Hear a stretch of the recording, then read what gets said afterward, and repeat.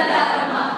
Sa puso't pangamba, sila'y aking kasama. Naway lagi nating makikayunin ang pagtulong at pagtutol sa kapwa. Sa bawat sandaling pagkakataon, si Marites ay ating ikahon. Ikahon! Ikahon! Ikahon! Hindi! Pagkatao ay ikahon. Mga luha at bigati ay ating isabay sa ampas ng alon. Hello guys! Alam mo ba, ang social media ay may kapangyarihan ng isa? Ay, Mami! Ingat ka dyan. Akong bahala dito sa mga anak. Okay naman ito, Mara.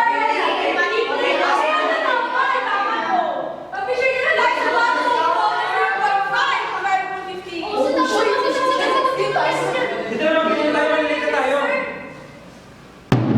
Nawa ito'y gamitin ng responsable at may kausayan.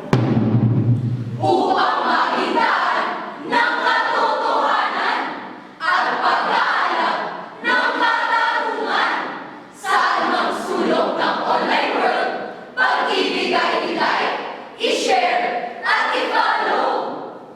Ito'y paala-ala sa mga Pilipino.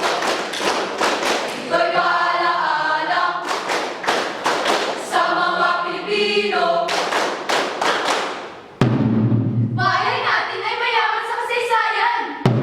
Higit sa kultura at tradisyon. Sisigla ng kabutihan. Butil ng kausayan. Sa mga puso ng bawat Pilipino.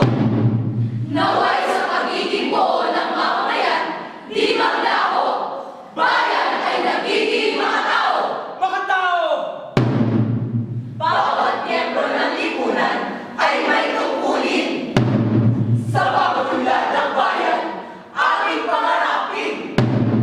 Alagaan ang likas na yaman, mga sustainableng likas na pag-unlad, ating pagbutihin. Upang buhay ng kinabukasan ay mapag-ingatan. Pananampalataya sa Diyos, kailanman di mauubos. Susunod sa mga utos, kahit na maghikahos. Hikahos! Hikahos! Hikahos! Sa mga aral niya'y laging tatalima. Siya ang alwa ng mga bertod na kalugod-lugod.